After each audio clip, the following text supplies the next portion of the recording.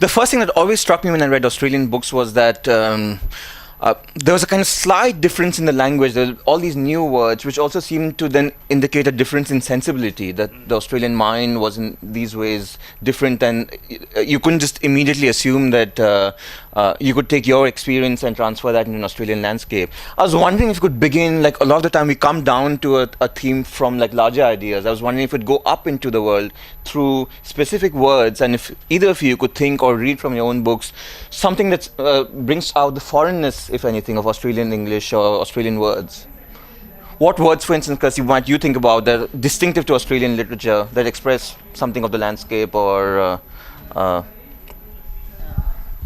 Well, I actually think that Tom and I will have a slightly different perspective on it, because Australia is a language that's constantly evolving and constantly changing, and the way we use it has become much more Americanized, and words are constantly coming into the language. So it's a very plastic language in lots of ways. The version of English that my father spoke is not the English that I speak, and it's not the English that I speak. My children actually have a slightly different version of it again. So it's a very mobile thing. And before we came up on stage, we were talking about words like one of the terms of affection that my father might use, "Oh, my darling little cobber, oh me matey pie," which really nobody would say that anymore, really. what does it mean? Well, a cobber is a friend, and a mate is a friend, and a pie is something that's really delicious, and we eat a lot of them in Australia.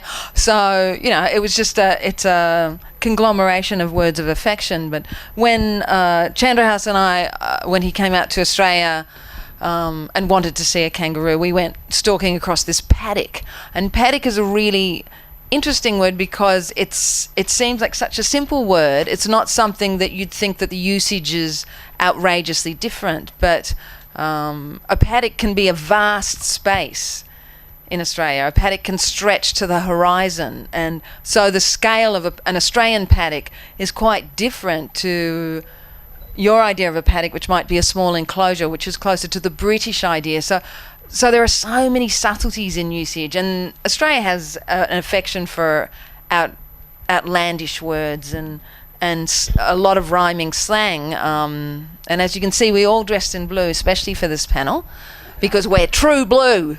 And if you're true blue, mate, you're a real Aussie. And so It seems to me Australians very emphatic too. Yeah, we are, mate. On that cheerful note, I'll hand Tom. Well, you wouldn't have to travel far, and particularly with older Australians like me, to have one of them say to you if he enjoyed talking to you, Kirsty, you're a fair dinkum Sheila. And that wouldn't be abnormal. Fair dinkum is said to have derived from an Aboriginal language. It means genuine. A Sheila is a woman.